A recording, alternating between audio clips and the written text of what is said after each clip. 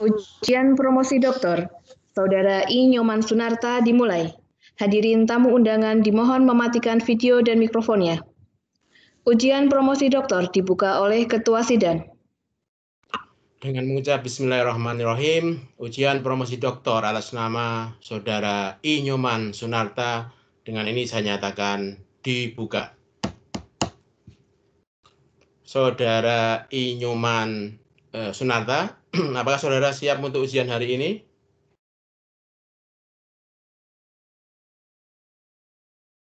Tolong dihidupkan mic-nya, Pak Nyoman. Pak Nyom-Nyom. Siap, Prof. Ya, apakah saudara siap untuk ujian hari ini? Siap. Oke, kalau siap silahkan dipresentasikan. Sebelum presentasi, mohon maaf. Ya, sebelum presentasi, mohon kepada promotor untuk memperkenalkan Promovendus kepada hadirin. Baik. Assalamualaikum warahmatullahi wabarakatuh. Waalaikumsalam. Selamat siang, salam sejahtera untuk kita semua. Yang saya hormati Ketua Tim Penguji, Prof. Anis Hariri, anggota tim penguji, dan Promovendus yang pada hari ini akan diuji, dan hadirin sekalian yang saya hormati, terima kasih kesempatannya. Saya akan membacakan daftar riwayat hidup singkat dari Promovendus. Nama lengkap I. Nyoman Sunarta, SE, MSI, AK, instansi kerja, Fakultas Ekonomi dan Bisnis, Universitas Pendidikan Nasional Denpasar. Yang bersangkutan menempuh pendidikan S1 di Universitas Pendidikan Nasional Denpasar, program studi akuntansi tahun 1991-1997, kemudian melanjutkan program studi S2 di Magister Akuntansi Undip, yaitu tahun 2003-2005. Kemudian meneruskan di program Doktor Ilmu Ekonomi Undip tahun 2015, dan pada hari ini yang bersangkutan siap untuk diuji. Saya serahkan sepenuhnya kepada Dewan Penguji untuk selanjutnya diuji. Demikian kurikulum PT singkat dari Promovendus. Baik, terima kasih Prof. Rohman yang membacakan singkat Promovendus. Ibu yang saya hormati, ujian promosi dokter hari ini terdiri dari susunan tim penguji. Sebagai ketua sidang merangkap penguji Profesor Anis Hariri, kemudian sekretaris sekaligus promotor Profesor Abdurrahman, dengan anggota Profesor Ihyal Ulum sebagai penguji eksternal, Dr. Indira Januarti sebagai penguji internal, Dr. Juleha sebagai penguji internal, dan Dr. Warsito Kawadar sebagai co-promotor. Nah, untuk memulai ujian hari ini, saya persilakan Promovendus untuk menyampaikan pokok-pokok pikiran utama berkaitan dengan disertasi ini dalam waktu sekitar 15 menit. Tolong diatur waktunya. Kalau lewat nanti saya potong, kita lanjutkan dengan tanya jawab. Monggo silakan. Terima kasih, Prof.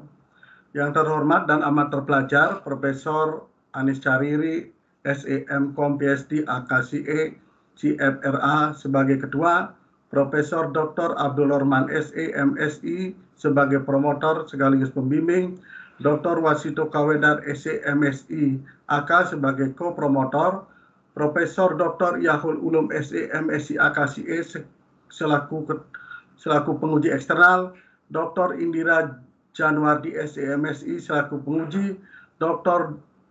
Anda Sulaika MSI AK selaku penguji. Perkenankan Promovendus menyampaikan pokok-pokok disertasi dengan judul Human Capital dan Perceived Environment Uncertainty sebagai antecedent pengaruh informasi sistem akuntansi manajemen terhadap kinerja organisasi dengan penciptaan pengetahuan sebagai mediasi studi pada hotel berbintang di Bali. Studi ini dilatar belakangi bahwa kinerja organisasi hotel berbintang belum optimum dari perspektif kontingensi teori, organisasi akan bekerja lebih baik jika mengadopsi sistem akuntansi yang sesuai konteksnya. Kinerja telah menjadi isu yang sangat penting bagi setiap organisasi, baik organisasi mencari laba maupun non-laba. Pentingnya kinerja karena berkaitan dengan kelanjutan organisasi itu sendiri. Sehubungan dengan pentingnya kinerja, banyak peneliti telah melakukan studi tentang kinerja. Mark dan Sutton menyatakan sebagian besar studi tentang kinerja organisasi adalah merupakan variabel dependen dan mencari dengan mengidentifikasi variabel yang menghasilkan variasi kinerja. Bukti empiris menunjukkan salah satu variabel yang mempengaruhi kinerja adalah informasi SAM. Hubungan informasi SAM terhadap kinerja didasarkan pada peran penting informasi SAM. Peran penting informasi SAM terhadap kinerja telah dilakukan oleh beberapa studi terdahulu pada perusahaan manufaktur. Hasilnya informasi sistem akuntansi manajemen berpengaruh positif terhadap kinerja organisasi. Namun demikian belum pernah diuji bagaimana pengaruh informasi SAM terhadap kinerja pada industri perhotelan. Studi terdahulu informasi SAM terhadap kinerja telah diuji melalui variabel structural capital, human capital, job relevant information, user satisfaction, tetapi belum pernah diuji penciptaan pengetahuan sebagai mediasi hubungan informasi SAM terhadap kinerja. Beberapa variabel antecedent juga pernah diuji hubungan informasi SAM terhadap kinerja organisasi seperti pemanfaatan komputer, ketidakpastian lingkungan, intensitas persaingan pasar, teknologi manufaktur maju. Namun demikian belum pernah diuji human capital sebagai antecedent pengaruh yang dimaksud. Berdasarkan uraian tersebut, maka peneliti akan mengembangkan model human capital dan percept impairment ascending sebagai antecedent pengaruh informasi SAM terhadap kinerja organisasi dengan penciptaan pengetahuan sebagai mediasi. Studi hubungan SAM terhadap kinerja organisasi telah dilakukan oleh banyak peneliti, hasilnya positif, namun hasil yang tidak konsisten itu adalah hasil penelitian Rashid et al. 2014. Fenomena riset penelitian ini adalah dampak dari industri 4.0, industri perhotelan adalah persaingan yang semakin ketat dan lingkungan menjadi tidak pasti. Persaingan yang ketat akan dapat mempengaruhi kinerja. Dari perspektif kontingensi teori, perusahaan akan bekerja lebih baik jika mengadopsi sistem akuntansi yang sesuai dengan konteksnya. Hal ini mengidentifikasikan jika hotel berbintang 5 menerapkan sistem formasi yang sesuai dengan hotel tersebut, maka akan memperoleh kinerja yang lebih baik. Permasalahan penelitian ini adalah rata-rata tingkat hunian hotel berbintang di Bali tidak lebih dari 60%, 65%, dan lama menginap yang berfluktuasi. Hal ini mengindikasikan kinerja kurang optimal. Berdasarkan masalah tersebut, pertanyaan penelitian ini adalah apakah human capital dan PU sebagai antecedent pengaruh informasi sistem akuntansi manajemen terhadap kinerja organisasi dengan penciptaan pengetahuan sebagai pemediasi. Tujuan penelitian ini adalah menguji human capital dan PEU sebagai antecedent pengaruh informasi SAM terhadap kerja organisasi dengan penciptaan pengetahuan sebagai variabel mediasi. Manfaat penelitian ini adalah memperkuat kontingensi teori pada bidang akuntansi, sistem akuntansi manajemen, knowledge based theory, human capital theory, dan knowledge creation theory. Manfaat praktis, secara praktis penelitian ini diharapkan dapat membantu pimpinan hotel di Bali dalam memahami informasi SAM dan meningkatkan kinerja organisasi. Yang menjadi orisinal penelitian ini adalah model penelitian. Penelitian ini peneliti menggunakan triangulasi teori. Untuk mengkaji riset ini digunakan triangulasi teori, yaitu kontingensi teori sebagai teori utama, knowledge based theory, human capital theory, dan knowledge creation theory sebagai teori pendukung. Beberapa penelitian terdahulu hubungan SAM terhadap kinerja organisasi telah disajikan diawali dari Kuhl 1991 dan Rashid et al. 2014. Berdasarkan kajian teori dan model empiris, maka model teoris penelitian ini adalah human capital berpengaruh dihubungkan dengan informasi sistem akuntansi manajemen didasarkan pada human capital theory. Human capital dihubungkan dengan penciptaan pengetahuan didasarkan pada human capital theory dan knowledge creation theory. PU dihubungkan dengan informasi SAM didasarkan pada kontingensi teori. PU dihubungkan dengan kinerja didasarkan pada kontingensi teori. Informasi sistem akuntansi manajemen dihubungkan dengan penciptaan pengetahuan didasarkan pada knowledge creation theory. Penciptaan pengetahuan dihubungkan dengan kinerja organisasi didasarkan pada knowledge knowledge based theory. Semua ini didasarkan pada grand teorinya adalah kontingensi teori. Berdasarkan model teoritis, maka 8 hipotesis yang diuji dalam penelitian ini. Yang pertama, hipotesis pertama itu adalah human capital berpengaruh positif terhadap informasi sistem akuntansi manajemen. Hipotesis kedua, human capital berpengaruh positif terhadap penciptaan pengetahuan. Yang ketiga, perceived environment uncertainty berpengaruh positif terhadap informasi sistem akuntansi manajemen. Yang keempat, PU berpengaruh negatif terhadap kinerja organisasi. Hipotesis yang kelima, informasi SAM berpengaruh positif terhadap kinerja organisasi.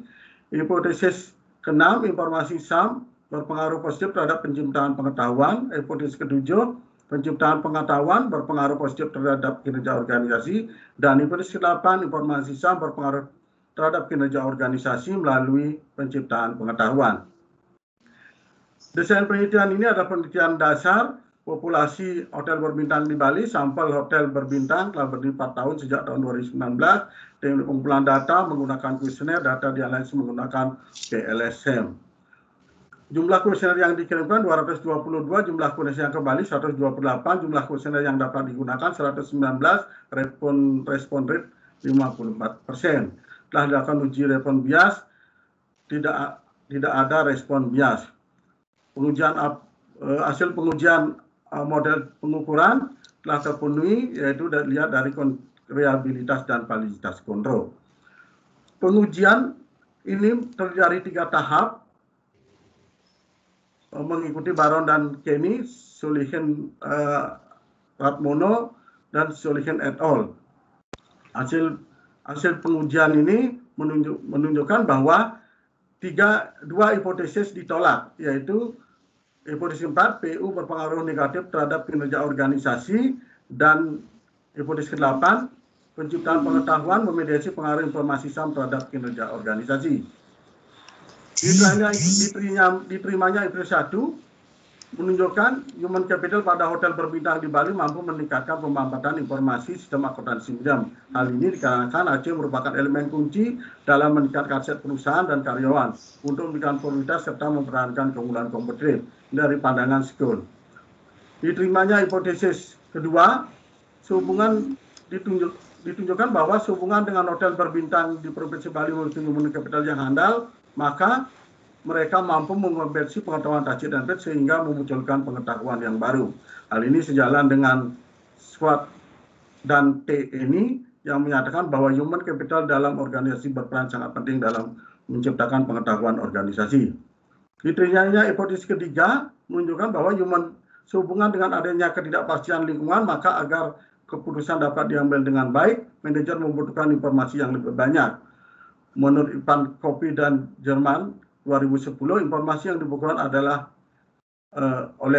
informasi yang dibutuhkan oleh organisasi merupakan domain dari SAM. Ditolaknya hipotesis keempat menunjukkan bahwa ketika manajer mempersiapkan lingkungan tidak pasti, maka ia akan melakukan integrasi antar perusahaan serta antar departemen untuk meminimalkan efek negatif lingkungan terhadap kinerja. Akibatnya efek negatif PU terhadap kinerja diubah menjadi efek positif. Diterimanya hipotesis kelima menunjukkan informasi sistem akuntansi manajemen yang canggih pada hotel berbintang di Bali bermanfaat dalam mendukung fungsi manajemen. Informasi sistem akuntansi manajemen membantu membuat berbagai jenis keputusan termasuk mengembangkan strategi organisasi, menyusun rencana operasi, dan pemantauan kinerja organisasi. Hasil ini konsisten dengan kontingensi teori. Diterimanya hipotesis ke-6, ini menunjukkan informasi yang dapat mendukung dalam penciptaan pengetahuan organisasi dengan menyediakan informasi yang canggih. Menurut Nonaka, Takaushi, Bolade, dan Sindakis itu informasi adalah input dari penciptaan pengetahuan. Informasi berkaitan dengan proses organisasi diterima sebagai input oleh peserta organisasi yang selanjutnya diinformasi melalui proses kognitif, dengan demikian akan menghasilkan pengetahuan yang baru. Diterimanya hipotesis ke-7 menunjukkan bahwa sistem dan praktek penciptaan pengetahuan akan menciptakan pengetahuan baru, dengan demikian berpengaruh dalam menciptakan kinerja organisasi unggul dan kompetitif. Hasil penelitian mendukung studi Lecky dan Babar. Hasil ini konsisten dengan knowledge based theory. Menjalankan keberadaan organisasi dan keunggulan komoditi perusahaan yang didasarkan pada peran perusahaan dalam menciptakan, menyimpan, dan menerapkan pengetahuan. Pengetahuan dapat menjadi sumber daya berharga yang memungkinkan perusahaan untuk mencapai keunggulan kinerja.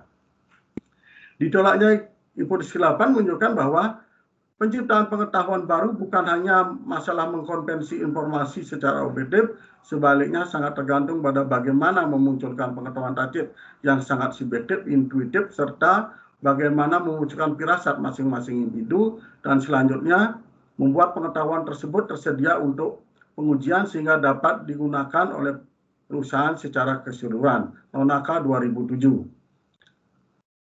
Kesimpulan penelitian ini adalah keberadaan human capital pada hotel berbintang di Bali mampu meningkatkan pemanfaatan informasi STAN dan dapat meningkatkan penciptaan pengetahuan organisasi. Perceived Impairment Uncertainty dipersepsikan dapat meningkatkan pemanfaatan informasi SAM. PU dipersepsikan tidak akan mengakibatkan penurunan kinerja hotel berbintang di Provinsi Bali. Informasi SAM mampu meningkatkan kerja organisasi dan mampu mendukung penciptaan pengetahuan. Namun demikian, penciptaan pengetahuan mampu meningkatkan kerja organisasi hotel berbintang di Bali, namun belum mampu menjadi mediasi pengaruh informasi sistem akomodasi manajemen terhadap kinerja organisasi. Implikasi teori ini adalah penelitian ini mendukung contingency teori, human capital teori, knowledge based teori, dan knowledge creation teori. Secara praktis, hasil penelitian ini dapat memberikan bukti empiris. Sebagian hasil penelitian ini dapat memberikan bukti empiris terkait human capital dan PEU sebagai understand pengaruh informasi SAM terhadap kinerja organisasi dengan penciptaan pengetahuan sebagai mediasi pada hotel berbintang di Bali. Hasil penelitian ini dapat dipergunakan sebagai masukan dalam hal pengelolaan human capital, pengelolaan ketidakpastian lingkungan, pengelolaan informasi, dan pengelolaan penciptaan pengetahuan. Keterbatasan penelitian ini adalah kuesioner penelitian diadopsi dari beberapa peneliti sebelumnya yang didesain awalnya bukan untuk hotel, sehingga mungkin penyesuaian yang dilakukan tidak sempurna untuk penelitian ini. Sehubungan dengan kuesioner yang dipergunakan dan diadopsi dari berbagai penelitian sebelumnya, maka penyusunan untuk pengukuran unit analisis organisasi masih belum sempurna. Terdapat kesulitan dalam mengontrol responden yang berpartisipasi dalam penelitian ini. Rekomendasi penelitian. Penelitian selanjutnya dapat menguji kembali model yang diajukan dengan membedakan masing-masing kelas B hotel sehingga dapat memberikan gambaran yang utuh. Penelitian selanjutnya dapat melakukan longitudinal study sehingga dapat memberikan gambaran yang baik tentang proses penciptaan pengetahuan. Terima kasih. Baik, silakan minum dulu karena dari awal langsung gaspol nih, ngebut aja ya. Mulai dari awal sampai akhir. Silakan minum dulu karena minum sebelum menjawab pertanyaan dari tim penguji.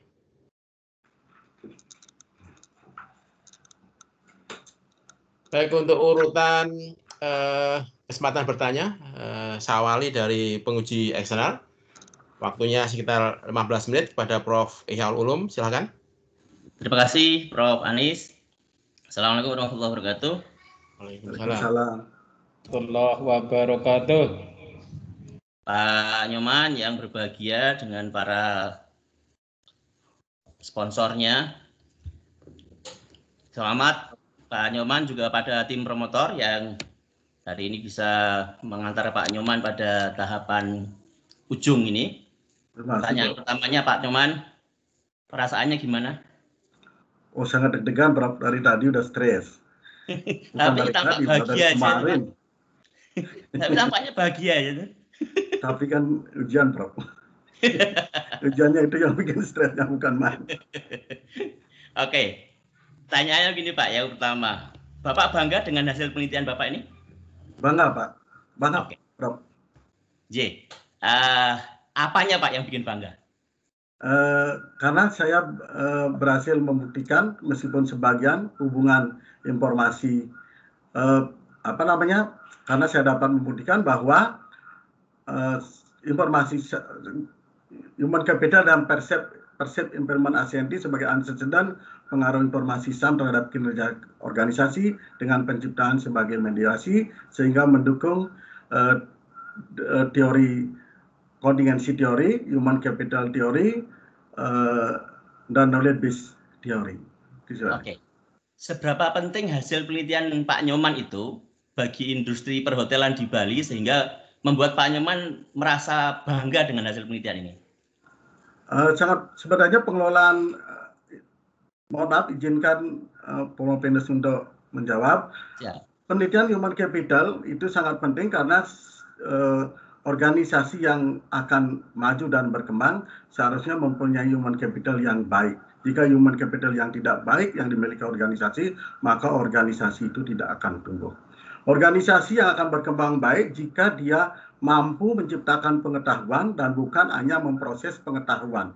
Dengan menciptakan pengetahuan baru, maka organisasi akan bisa tumbuh dan berkembang lebih baik dari organisasi-organisasi yang hanya menggunakan pengetahuan.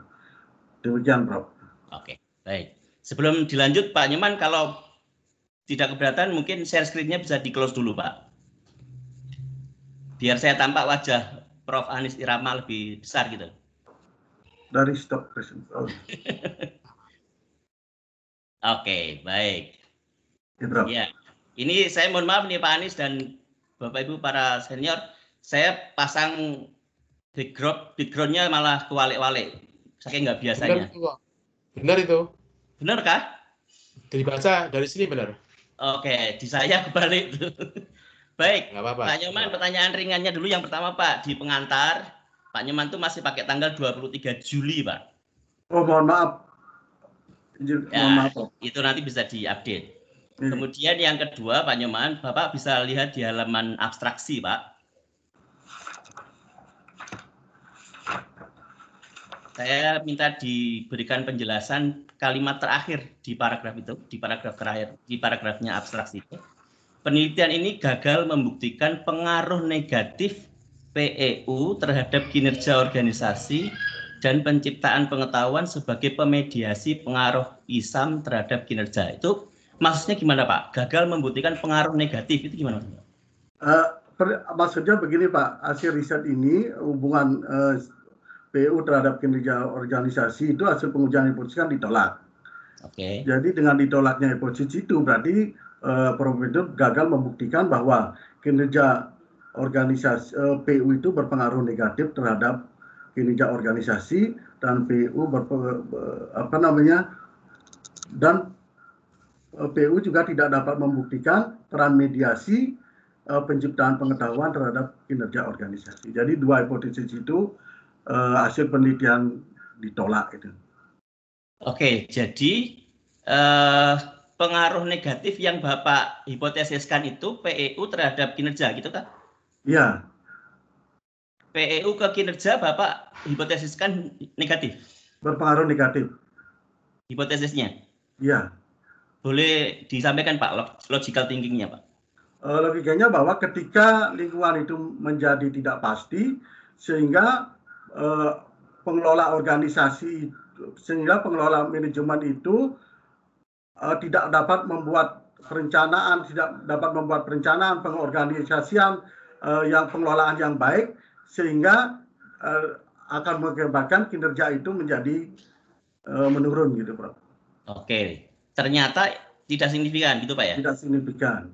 Baik, kalau tidak salah saya membaca ke posisinya penciptaan pengetahuan sebagai mediator antara ISAM dengan kinerja itu originalitasnya Pak Nyoman, betul? Betul. Nah, tapi hasilnya tidak signifikan. Tidak signifikan, posisinya ditolak. Berarti yang orisinal menjadi gagal dong, Pak? Iya. Iya, Pak? Iya. Betul ya? Iya, betul. Bapak kan yang dibanggakan originalitasnya kan diantaranya itu model. Naruh knowledge creation itu sebagai pemediasi gitu kan Pak? Iya Pak. Itu originalitas unggulannya gitu kan? Iya. Nah, ternyata tidak signifikan. Berarti tidak bisa diunggulkan dong Pak?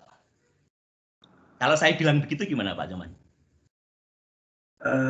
Tapi kan sebagian besar misalnya human capital terhadap penciptaan pengetahuan, human capital terhadap informasi SAM itu juga merupakan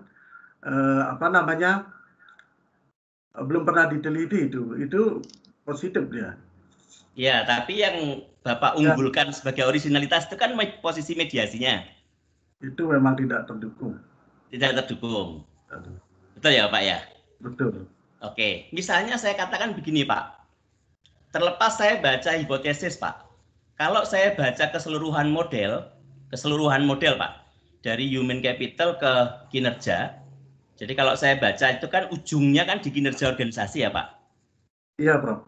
Nah kemudian ada human capital dan PEU di sebelah kiri, di tengah itu ada ISAM sama penciptaan pengetahuan. Kalau saya baca secara utuh begitu, kemudian saya bilang bahwa ISAM itu adalah center of mediation. Jadi keseluruhan model itu, pusat mediasinya adalah ISAM. Gimana menurut Pak Nyoman? Pusat mediasinya ISAM. Saya mempunyai pemikiran yang lain bahwa pusat sentralnya itu adalah ISAM ke kinerja. Makanya saya uji stepwise dia, sebagian diuji human capital terhadap ISAM, PU terhadap ISAM,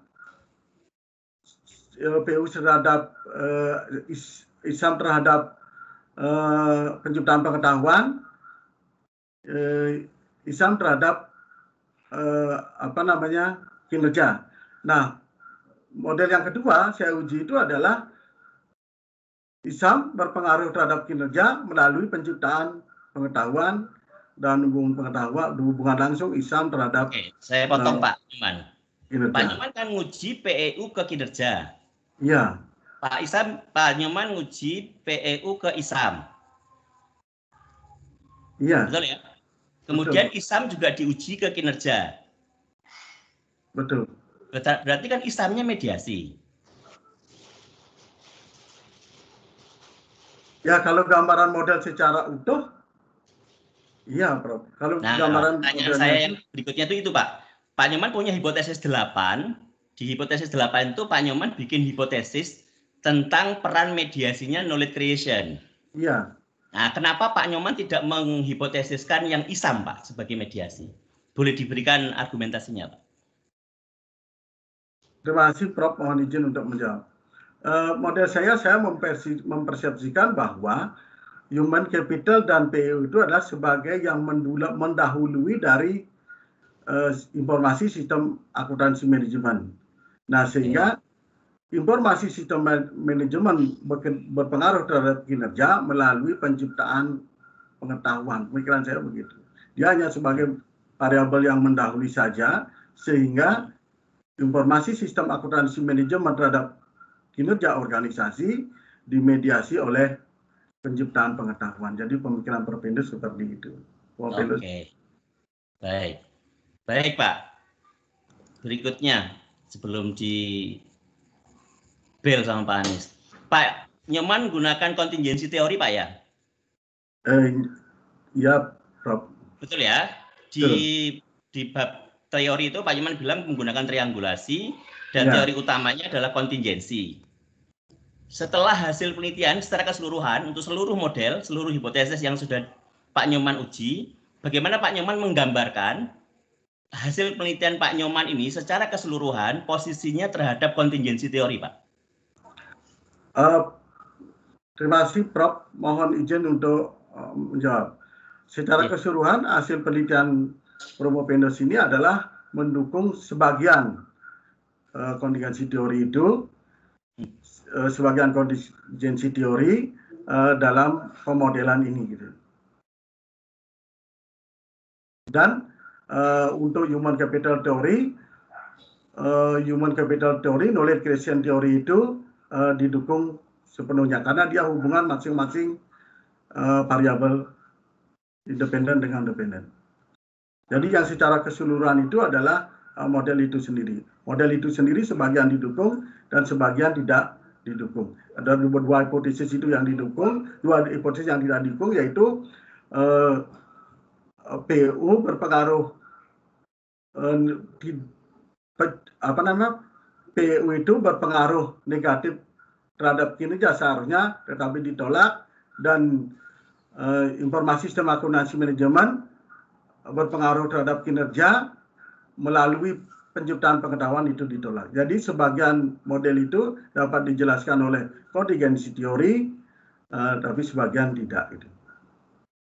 Tidak sepenuhnya dapat didukung. Itu, Prof. Oke.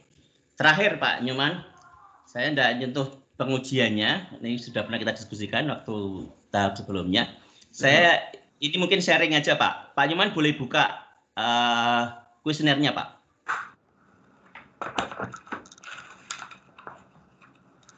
Yang di bagian human capital misalnya.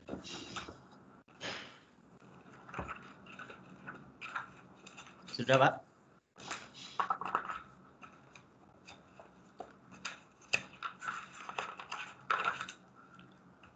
Sudah, Prof. Sudah? Oke. Pak Nyoman, ini yang mengisi kuesioner siapa? Manajer utama atau general manager, Prof? Oke, manajer utama atau? General manager. General manager. Oke. Ya. Gimana Pak treatmentnya Pak Nyoman untuk memastikan bahwa yang ngisi adalah mereka? Saya pada ini, Pak, mohon izin untuk menanggapi. Pada surat pengantar penelitian saya, Prof. sudah mencantumkan bahwa mohon yang mengisi penelitian ini adalah manajer dari hotel. Yang Oke, Bapak ada treatment lain nggak, Pak? Hanya mencantumkan itu, Prof. Berarti Pak Nyoman bisa nggak meyakinkan bahwa yang mengisi memang adalah general manager? Saya yakin karena di bagian dari kuesioner itu saya sertakan mohon diisi tanda tangan dan stempel. Saya yakin kalau yang menggunakan stempel perusahaan itu dalam model itu tidak sembarangan. Baik, berarti ini pimpinan hotel ya, Pak ya? Iya, general manajernya. Oke. Sekarang Pak, misalnya ini di bagian human capital. Di soal nomor 1, di pertanyaan nomor 1, di pernyataan nomor 1 di kuesioner, staf dan pimpinan hotel ini sangat terampil. Kalau Pak Nyoman sebagai pimpinan hotel yang diminta mengisi kuesioner seperti ini, Bapak akan menjawab di mana, Pak? Di STS apa di SS, Pak? Bisa jadi di S atau SS. Di S atau di SS ya, Pak? Biasanya hotel-hotel berbintang itu kan mempunyai staf yang relatif lebih baik dari hotel-hotel yang... Yes, betul. Justru itu Pak maksud saya. Karena respondennya Bapak ini adalah general manager hotel berbintang. Ya. Berarti dari dari pernyataan-pernyataan di human capital ini 1 sampai 5 menurut Pak Nyoman kecenderungannya jawabannya akan ada di S sama SS. Iya. Semuanya. Iya, cenderungannya itu. Cenderungannya begitu Pak ya? Ya. Boleh. Baik. Berarti apakah kalau pernyataan itu seperti itu mengarah kepada jawaban ke titik tertentu, apakah itu memenuhi kriteria sebagai sebuah pernyataan untuk mengidentifikasi variabel, Pak? Sebenarnya kalau kecenderungannya sangat banyak tentang jawabannya S dan SS, kalau diuji misalnya, makanya normalitasnya tidak bagus data itu. Bukan. Saya bukan soal statistiknya, Pak. Pak Nyoman, definisi variabel itu apa, Pak? Definisi variabel itu adalah variabel yang akan diukur maksudnya. Definisinya Pak, variabel adalah variabel adalah sesuatu yang akan diuji, sesuatu yang akan diberikan nilai dalam suatu riset ini. Variabel itu kan sesuatu, kan ada dua kata Pak, dari able to vary, jadi dia harus punya nilai yang bervariasi. Nah, kalau suatu pernyataan mengarah pada titik tertentu, apakah dia bervariasi? Kalau dia tidak bervariasi, apakah dia cukup untuk dijadikan sebagai indikator untuk mengukur suatu variabel? Ini untuk aja Pak, insight aja, tidak perlu dijawab. Terima kasih, Prof. Saya kira cukup, Prof. Adis. Terima kasih banyak. Terima kasih, Prof. Ya, baik, terima kasih pertanyaannya, Prof. Ihyaul Ulum. Berikutnya kesempatan kami berikan ke Dr. Indira Januarti. Silakan. Oke, terima kasih pimpinan sidang. Selamat Prof. Hendus. Nyoman, gitu ya. Suara saya kedengaran? Kedengaran, Bu. Oke. Selamat ya. Akhirnya gitu ya menyusul Bu Tiwi ya. Berkolaborasi.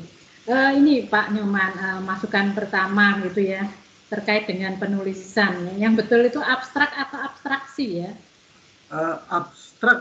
Abstraksi, Bu. Hah? Betul, abstraksi. Ya, abstrak. Abstrak itu kan bahasa Inggrisnya. Itu.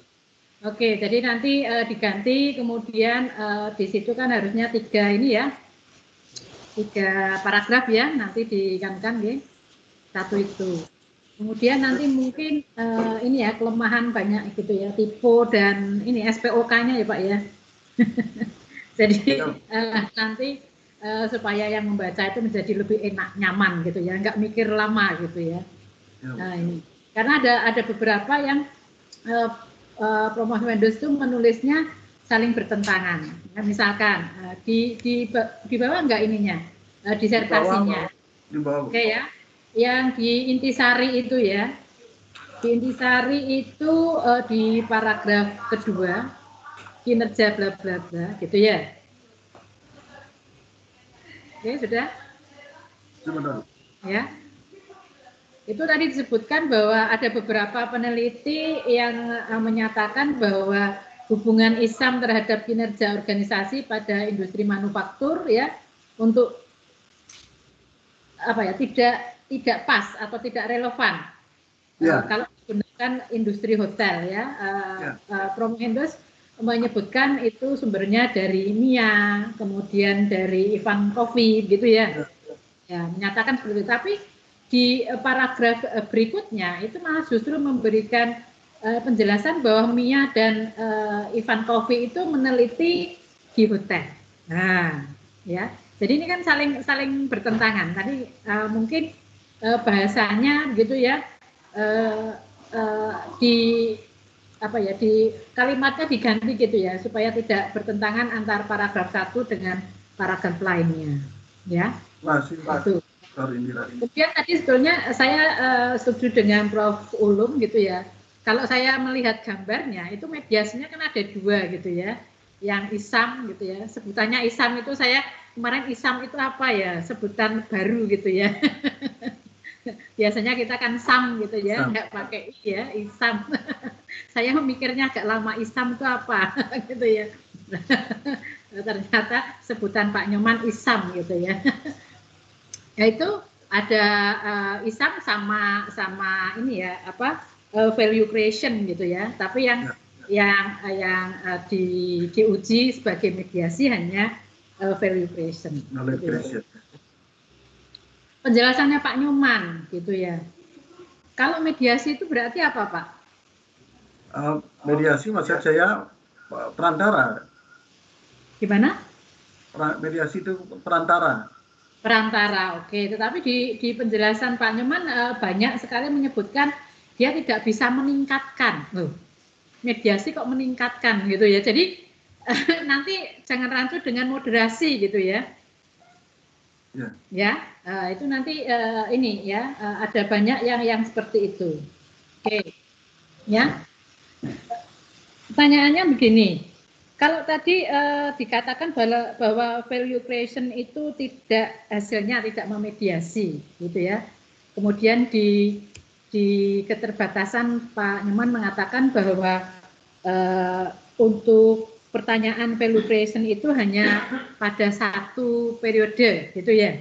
Tidak long time, gitu ya. Apakah itu kira-kira menyebabkan, gitu ya? Bahwa variabel itu menjadi bukan variabel pemediasi. Terima kasih Dr. Indira, mohon izin Prof. Windows untuk menjawab. Jadi kalau saya melihat pandangannya dari Nonaka 1995, Nonaka 2007 itu dia menyatakan bahwa menciptakan pengetahuan itu tidak hanya masalah memproses informasi yang efektif. Menciptakan pengetahuan itu adalah bagaimana pengetahuan tasib dan pengetahuan eksplisit itu yang diuji sehingga dikolaborasikan sehingga menjadi pengetahuan yang baru. Nah, yang saya hubungkan itu adalah, yang Prof. Windows hubungkan itu adalah informasi ISAM terhadap kinerja melalui penciptaan pengetahuan. Nah, dengan hanya memproses informasi saja, dengan tidak disertakan menguji bagaimana pengetahuan tacit dan eksplisit dari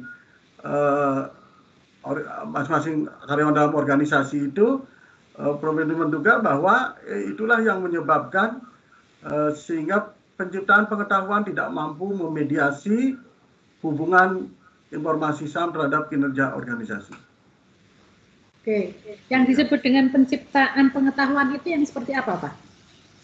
Penciptaan pengetahuan itu adalah proses yang terdiri dari menurut Nonaka itu penciptaan pengetahuan itu adalah proses yang dimaksud eksternalisasi, sosialisasi, internalisasi, dan kombinasi. Jadi proses hubungan itu antar individu, antar organisasi sehingga tercipta suatu pengetahuan yang baru. Misalnya proses sosialisasi, jadi proses individu mendapatkan pengetahuan baru itu dengan magang, dengan bekerja bersama seperti itu. Sehingga dengan magang bekerja bersama karena dia akan langsung sehingga akan menciptakan suatu pengetahuan yang baru bagi seseorang. Oke, kemudian Pak Nyoman kan pakai PLS ya? Ya. Ya, berarti kan indikatornya kelihatan ya.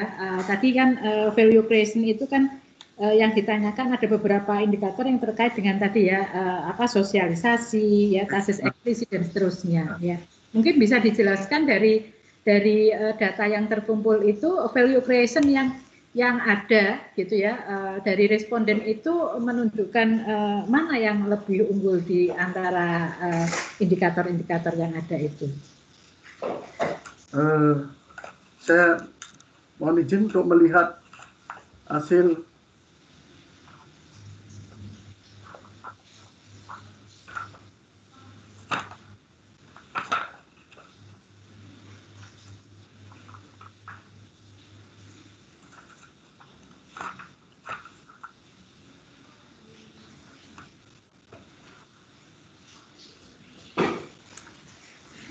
dari mohon izin untuk Prof. Wendus untuk menjawab dari hasil pengujian halaman 141 pengujian second order itu menunjukkan bahwa sosialisasi itu loadingnya itu adalah 0,758, kombinasi 0,875, internalisasi 0,857. Jadi yang paling tinggi itu sebenarnya itu adalah eksternalisasi. Eksternalisasi di sini apa, Pak? Contohnya? Eksternalisasi itu adalah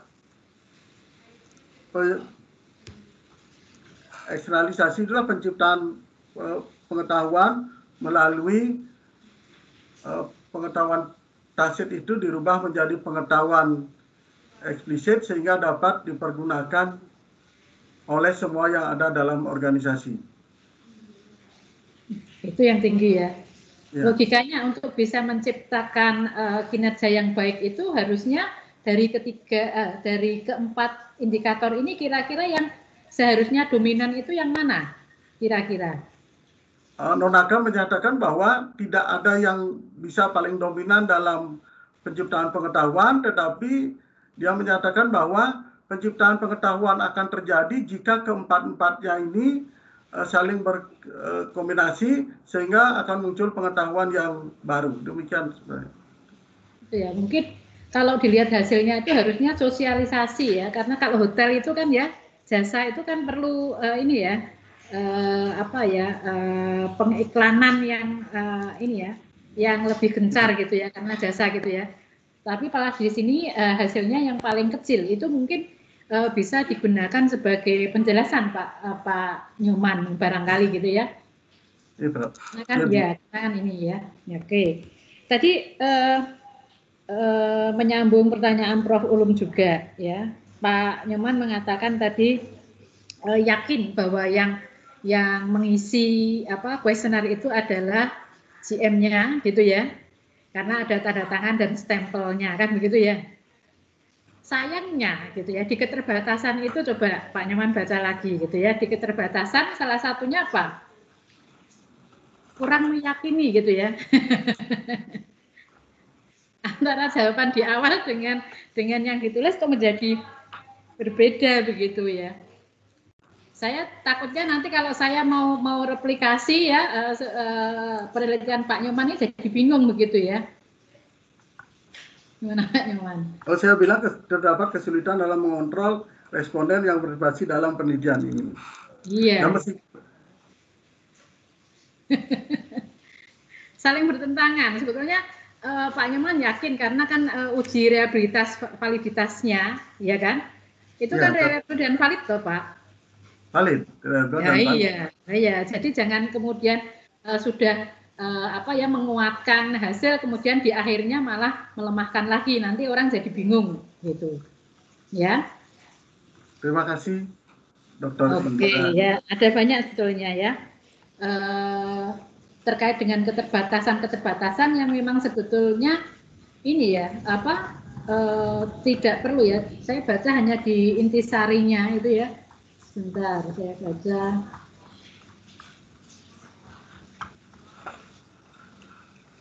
Ini ya, terdapat kesulitan. Kemudian kuesioner penelitian diadopsi dari beberapa peneliti sebelumnya sehingga belum mencerminkan satu kesatuan yang utuh, gitu ya, untuk pengukuran organisasi. Nah, ini juga melemahkan lagi, gitu ya. Berarti penelitian Pak Nyoman ini tidak bisa digunakan sebagai rujukan, gitu ya. Setuju nggak pernyataan kalau saya menyatakan begitu dengan pernyataan Pak Nyoman sebagai keterbatasan tadi?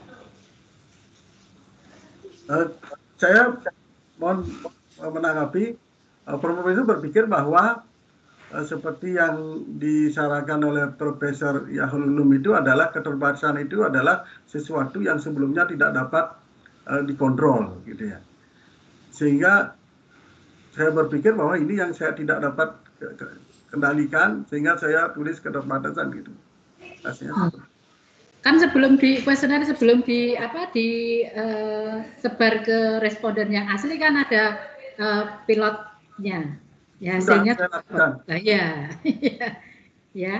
Nah, itu nanti diingatkan lagi. Kemudian ini pengumpulan data dilakukan hanya sekali. Nah, harusnya bagaimana? Apa berkali-kali? Agar lebih bagus dilakukan longitudinal study, sehingga dipahami bahwa penciptaan pengetahuan dalam organisasi itu seperti apa sih yang ada itu. Kalau hanya sekali saja menyebarkan kuesioner, mungkin saja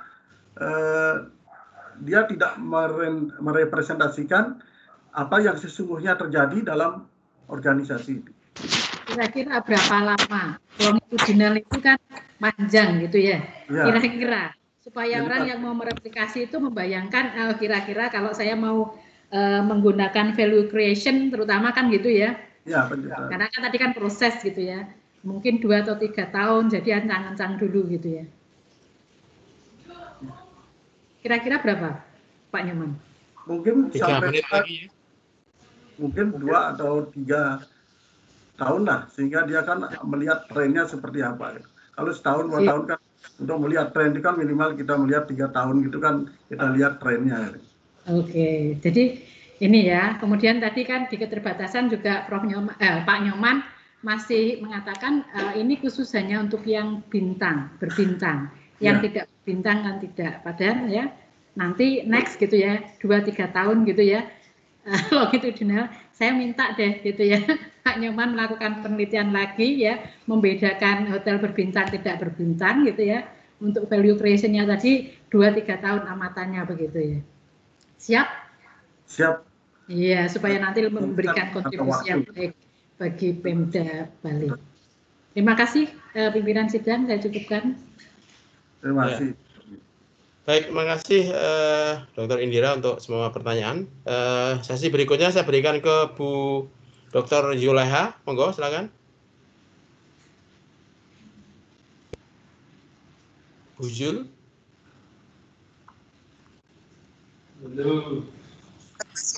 Terima kasih Ketua Sidang, Prof. Anies. Pertama-tama saya ucapkan selamat Pak Nyoman atas Terima kasih Bu Dr. Indira, pencapaiannya Dr. Julaiha sampai saat ini ya. Ya, saya tadi sepakat mungkin tentang model ya. Itu ada dua variabel. Kalau menurut saya ada dua variabel mediasi ya. Tadi mungkin sekali lagi mengapa itu yang ditonjolkan mediasinya hanya itu hanya apa?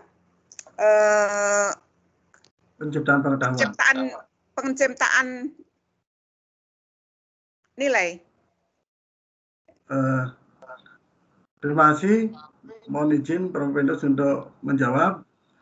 Saya Prof. Vendus mempersepsikan bahwa human capital dan ketidakpastian lingkungan itu adalah sebagai variabel pendahulu.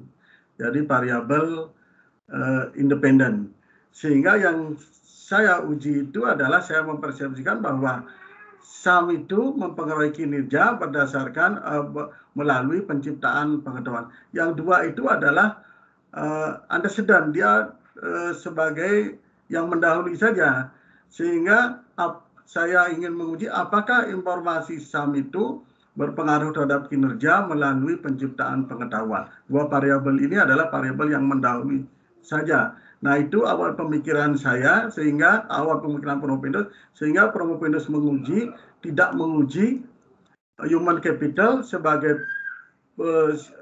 informasi SAM sebagai pemediasi hubungan misalnya ketidakpastian lingkungan terhadap kinerja organisasi. Prof. Vendus hanya berpikir bahwa ini variabel yang mendahului saja atau variabel independen. Seperti itu. Ya. Kalau demikian berarti kalau itu sebagai variabel pendahulu, berarti fokusnya di sini berarti fokusnya apa? Fokusnya penciptaan nilai itu. Fokusnya adalah informasi SAM berpengaruh terhadap kinerja melalui penciptaan pengetahuan itu. Penciptaan pengetahuan. Kalau misalnya dan itu merupakan tadi yang sudah disampaikan oleh Prof. Ulum ya, sebagai novelty Prof. Vendus ya. Nah, tapi ternyata ditolak.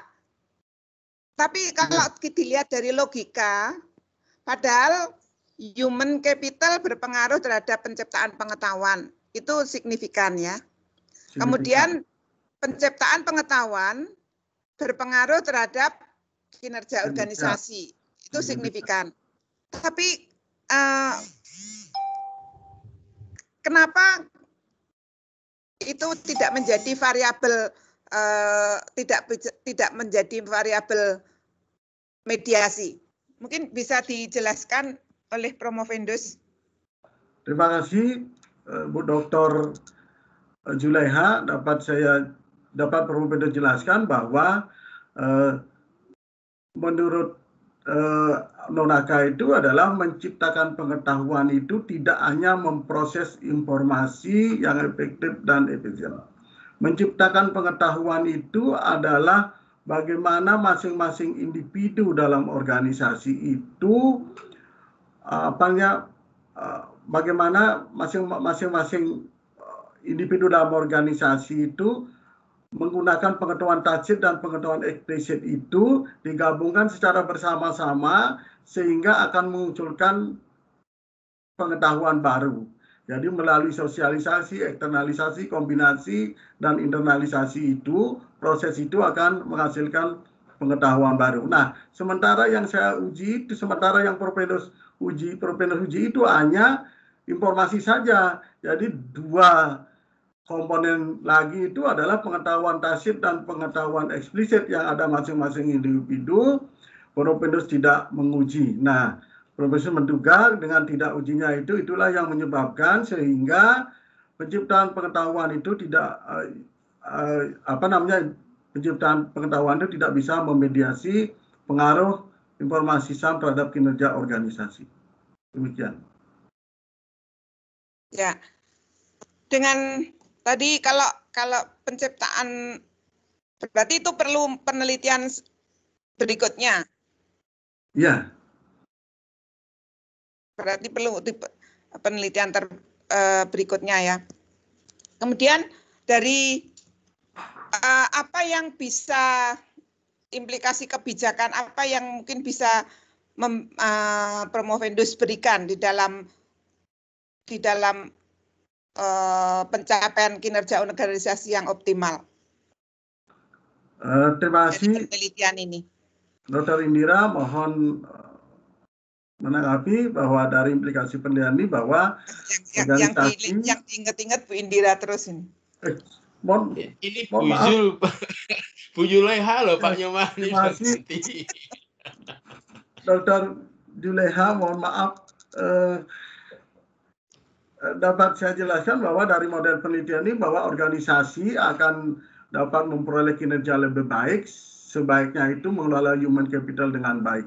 Artinya sumber daya dalam hotel itu haruslah mempunyai pendidikan, pelatihan, keterampilan yang bagus, sehingga nanti akan dapat meningkatkan pemanfaatan informasi dan demikian meningkatkan kinerja.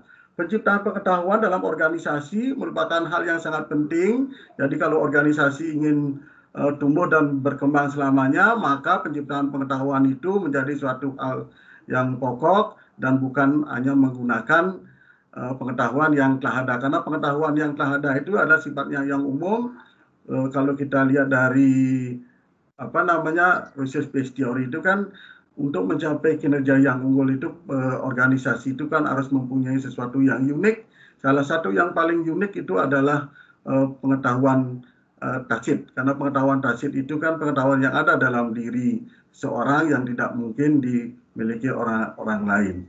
Yang berikutnya itu adalah organisasi perlu memahami lingkungan karena berkaitan dengan perencanaan atau pengelolaan organisasi yang baik. Ketika dia tidak mampu mempersepsikan lingkungan itu dengan baik, maka kinerja itu akan menjadi tidak optimal. Jadi informasi SAM sebenarnya berperan sangat penting dalam menciptakan kinerja organisasi karena informasi itu merupakan aset yang harus dikelola dalam organisasi sehingga organisasi itu akan memperoleh kinerja yang unggul. Demikian, Bu Dr. Juleha. Ini tadi objek penelitian Promovendus adalah di hotel berbintang, gitu ya. Hotel berbintang. Terus apakah ini bisa diterapkan di dalam hotel tidak berbintang kira-kira? Mewakili enggak kira-kira?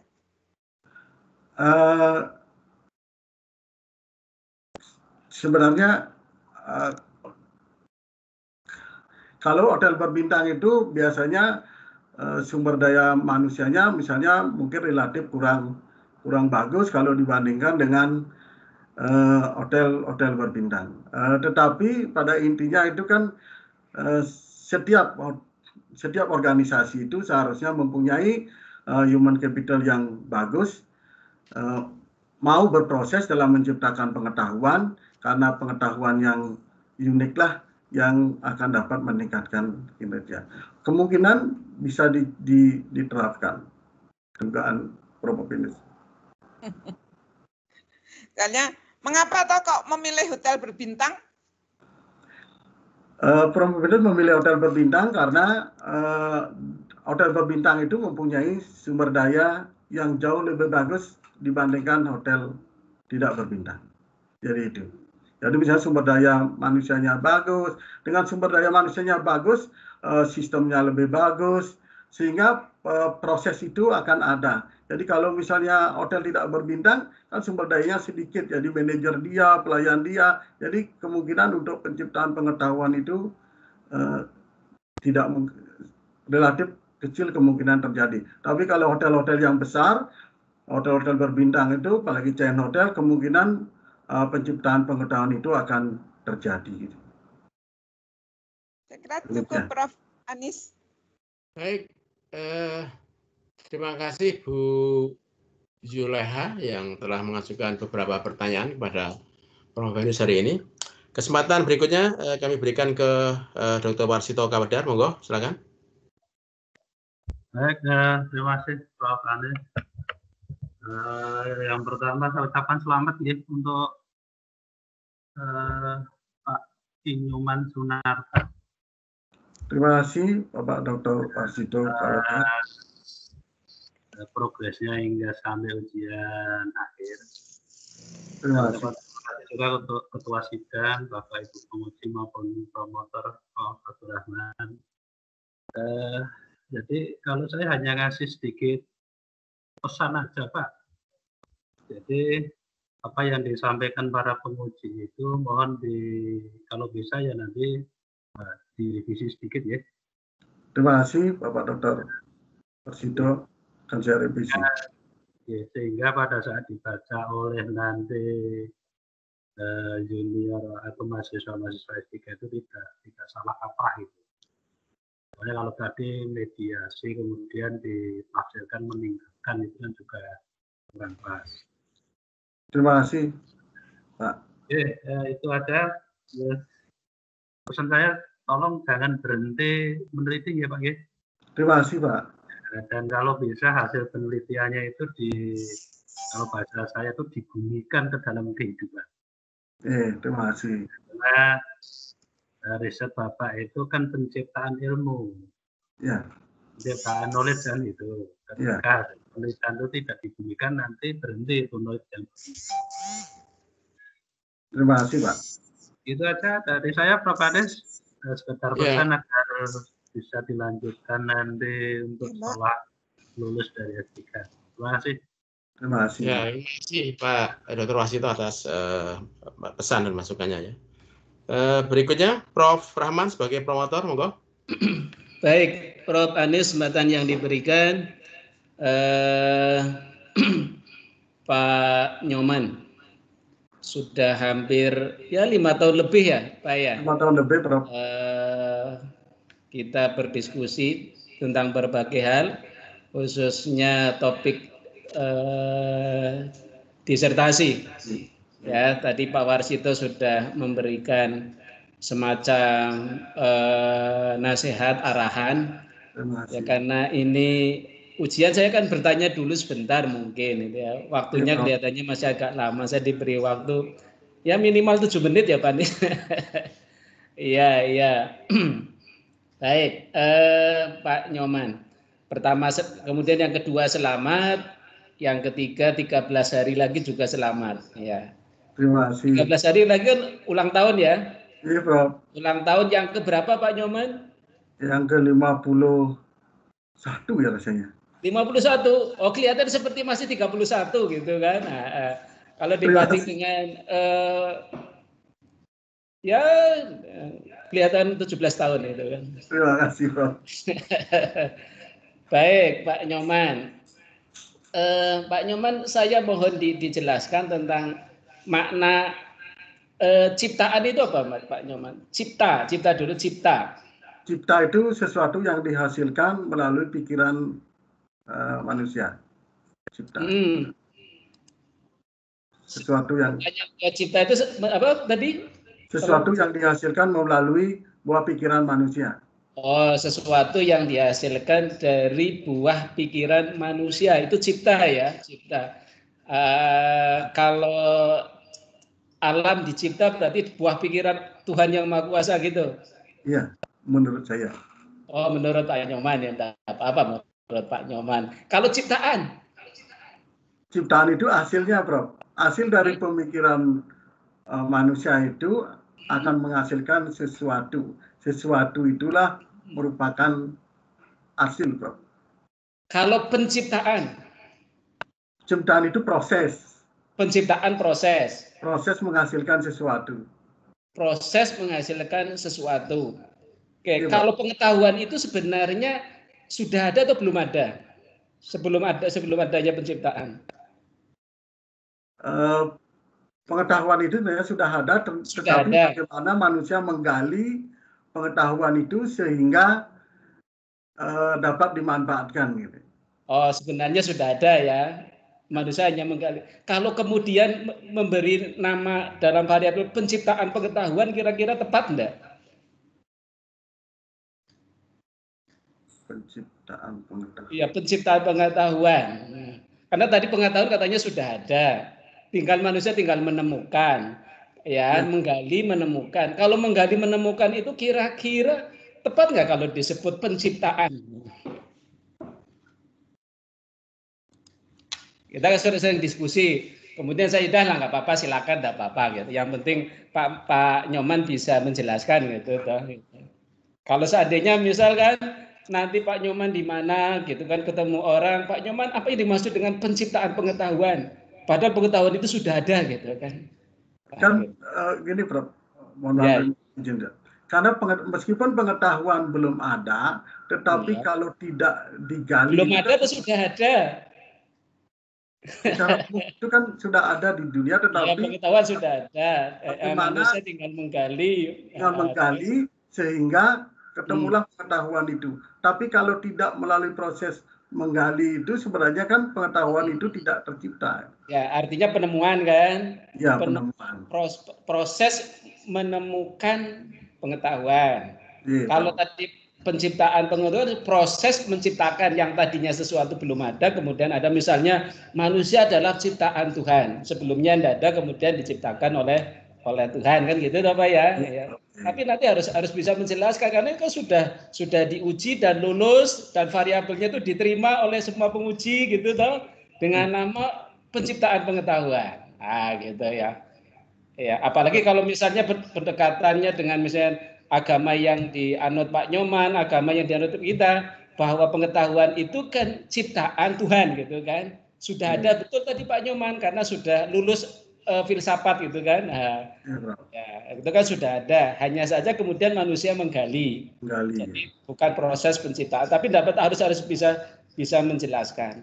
Oke, dikaitkan dengan penelitian Pak Nyoman gitu kan. Proses penciptaan pengetahuan yang dimaksud dalam penelitian Pak Nyoman itu gimana Pak? Proses mohon izin untuk menanggapi proses penciptaan pengetahuan itu saya mengambil dari model Nonaka. Nonaka itu menyatakan proses penciptaan pengetahuan terdiri dari sosialisasi, eksternalisasi, kombinasi, dan internalisasi. Ya, oke, tidak apa-apa. Oke, komprehensif ya. Ya. Ya, boleh digambarkan dari Kanaka tadi, kemudian diimplementasikan dalam riset Pak Nyoman gimana? Misalnya ada internalisasi, eksternalisasi, dan seterusnya tadi. Sosialisasi adalah menciptakan pengetahuan baru dari pengetahuan tacit manusia, jadi individu itu, karena pengetahuan tacit itu kan tidak bisa langsung dibaca dan sebagainya, sehingga perlu melakukan bekerja bersama dalam organisasi atau meeting bersama dan sebagainya, sehingga memunculkan pengetahuan baru. Kecuali kalau eksternalisasi itu mengubah dari pengetahuan taksit menjadi pengetahuan eksplisit. Kalau sosialisasi, jadi kombinasi itu mengubah dari pengetahuan eksplisit menjadi pengetahuan yang lebih luas, sehingga dapat digunakan oleh orang-orang dalam organisasi. Sedangkan internalisasi itu mengubah dari pengetahuan eksplisit kembali menjadi pengetahuan tacit untuk memunculkan juga pengetahuan baru. Gitu. Oke Pak, ini terakhir dari saya ya. Pembentukan, istilahnya boleh penciptaan, boleh pembentukan, boleh penemuan, ya pembentukan pengetahuan itu dalam riset Pak Nyoman itu secara logika itu pembentukan pengetahuan itu berpengaruh pada isam atau isam itu berpengaruh pada pembentukan pengetahuan baru. Isam itu berpengaruh terhadap pembentukan pengetahuan baru. Isam berpengaruh pembentukan pengetahuan baru. Logikanya gimana? Logikanya itu berpengaruh terhadap penciptaan pengetahuan. Ya logikanya gimana? Logikanya. Pengetahuan, salah satu komponen penting dalam penciptaan pengetahuan itu adalah informasi. Dari informasi itu akan diolah sehingga menghasilkan pengetahuan yang baru gitu. Oh gitu. Proses menghasilkan pengetahuan yang baru gitu, Pak. Oke, dari riset Pak Nyoman, pengetahuan baru yang diperoleh apa kira-kira Pak Nyoman? Pengetahuan baru. Kira-kira apa Pak Jo? Pengetahuan baru yang diperoleh atau hanya memperkuat pengetahuan yang sudah ada atau diperoleh pengetahuan baru dari riset? Dari riset ini tidak menemukan pengetahuan apa yang tercipta, pengetahuan baru yang tercipta, tetapi ketika organisasi mau menciptakan pengetahuan baru, maka dia akan dapat meningkatkan kinerja. Gitu. Oke. Karena penciptaan pengetahuan akan menghasilkan pengetahuan yang baru. Dengan pengetahuan baru itu biasanya organisasi dapat berinovasi seterusnya sehingga dapat meningkatkan kinerja itu. Itu, Prof. Baik, saya kira itu cukup, Prof. Anies, dari saya. Terima kasih, Prof. Rohman. Ya. Baik, terima kasih Prof. Rohman untuk pertanyaannya. Terakhir dari saya Pak Nyoman ya. Masih, saya Prof. sampai salah nulis loh. Harusnya Nyoman saya tulis Iwayan Sunarta. Mohon maaf di grup saya tulis Iwayan. Oke, ini tadi saya menyambung pertanyaannya Prof. Ulum. Ya, tadi ditanya, puas nggak dengan disertasi ini? Kan itu kan tadi bilang puas. Oke, ini benar disertasi buatan Pak Nyoman ya? Benar, Pak. Benar ya? Coba ya menghadap ke kamera. Coba tolong sebutkan judulnya tanpa membaca teksnya.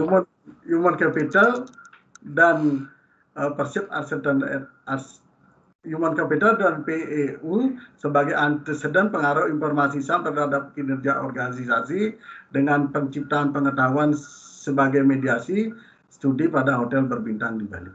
Oke, tadi masih ingat karena judulnya panjang banget itu Mas. Saya tanya masih ingat judulnya buat sendiri enggak ini.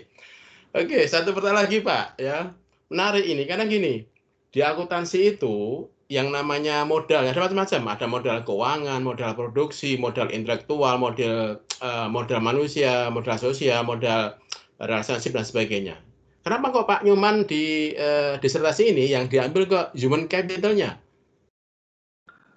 Bukan yang lain, bukan modal keuangan, modal natural dan sejenisnya. Terima kasih Profesor Anies, mohon menanggapi.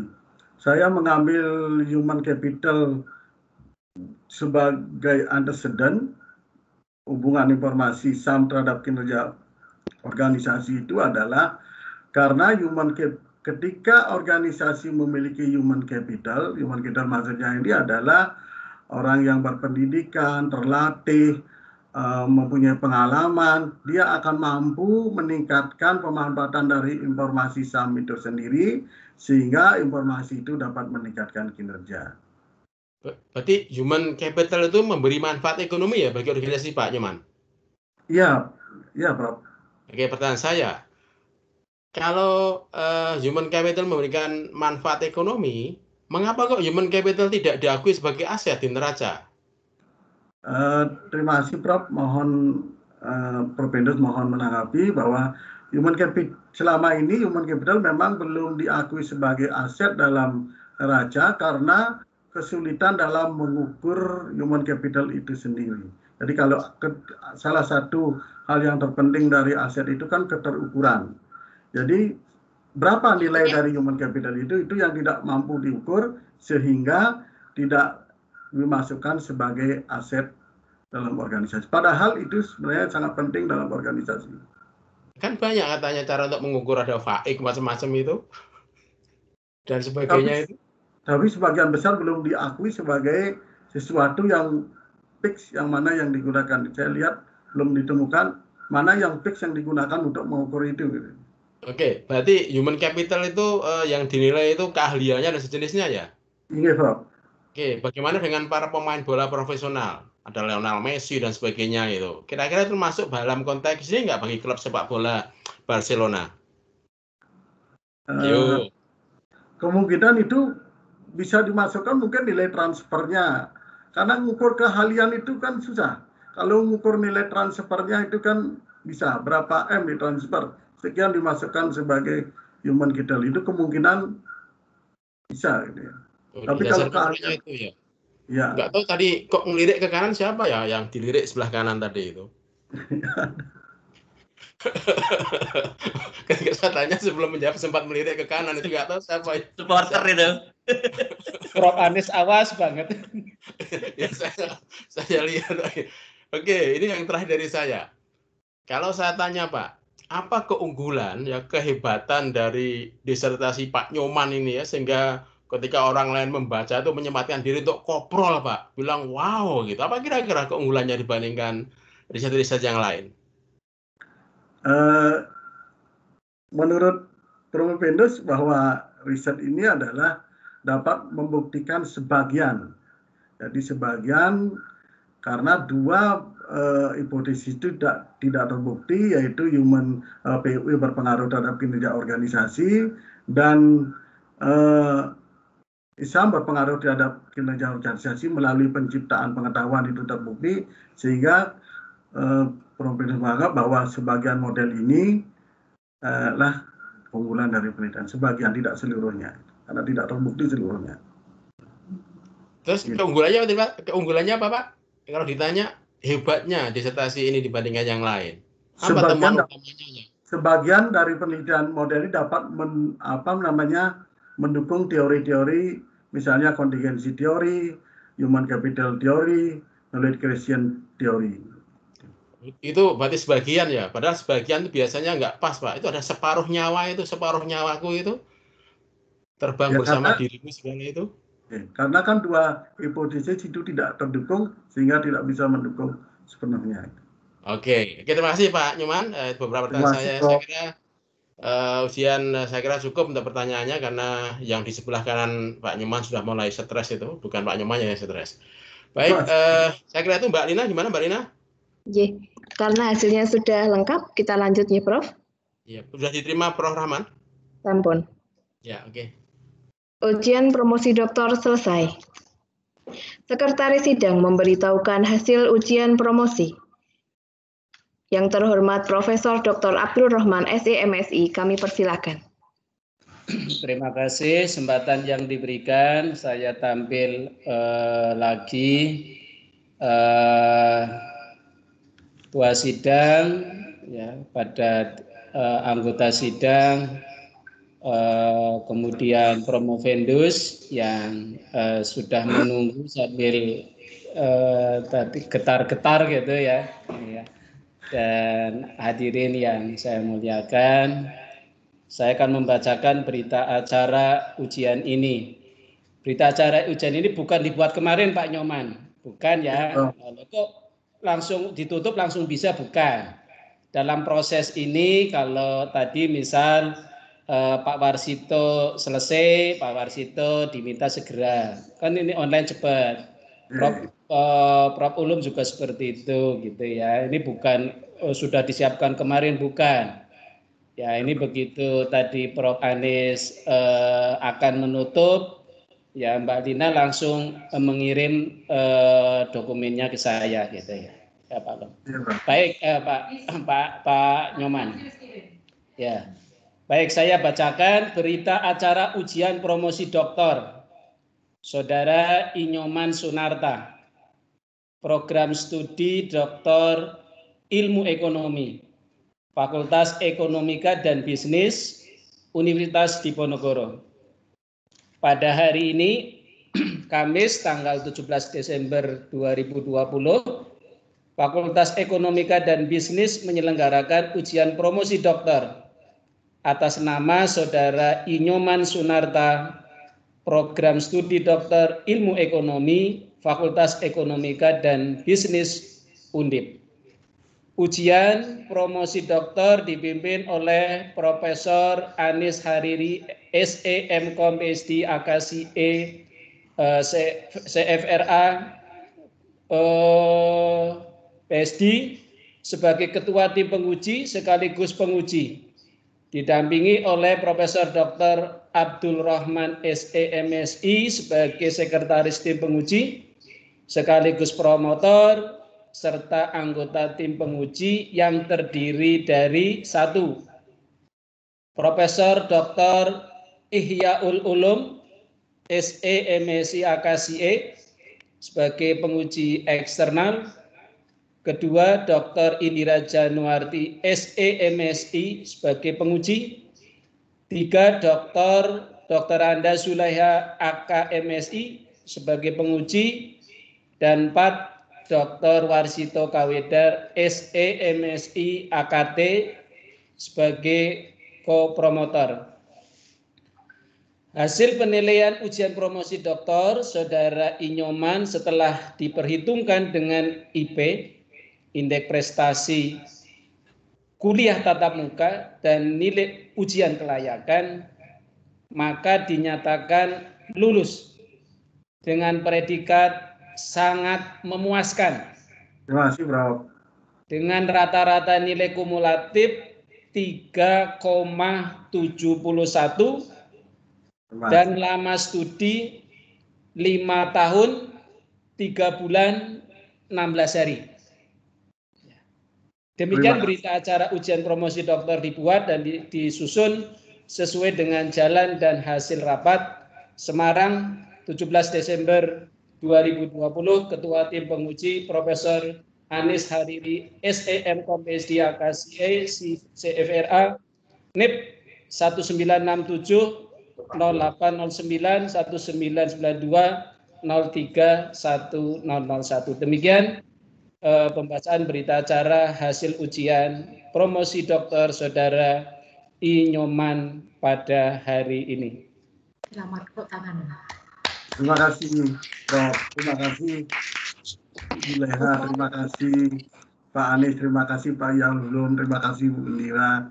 Terima kasih, Pak Warsito telah membimbing. Terima kasih. Pesan pengelepasan doktor baru oleh promotor yang terhormat Profesor Dr. Abdul Rahman SE MSI, dipersilahkan. Ya, borongan ya. Baik. Bismillahirrahmanirrahim. Assalamualaikum warahmatullahi wabarakatuh. Selamat siang, salam sejahtera untuk kita semua.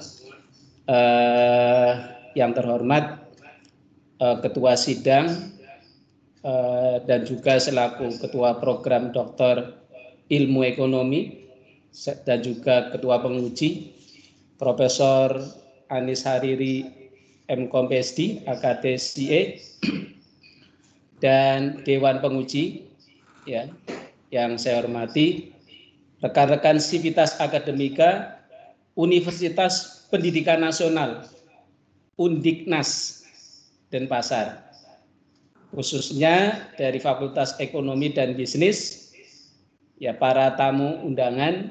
Saya yakin Pak Nyoman tidak sendirian, undang keluarga minimal, dan kolega ya Sivitas Akademika minimal jurusan akuntansi Pak Nyoman. Ya, tidak hanya istri dan anak toh, berdua kan enggak, gitu ya. Ya.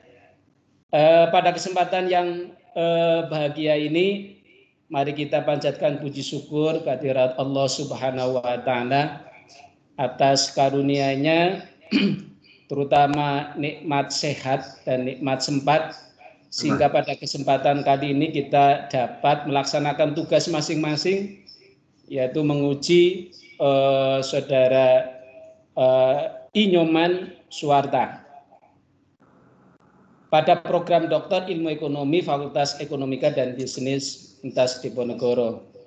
Ya, perkenankan saya menyampaikan pesan-pesan pengelepasan Inyoman Sunarta yang baru saja dinyatakan lulus doktor dalam bidang ekonomi, konsentrasi akuntansi. Ya, mudah-mudahan nanti ijazah Pak Nyoman sudah ada keterangan konsentrasi atau bidang kajian utama gitu.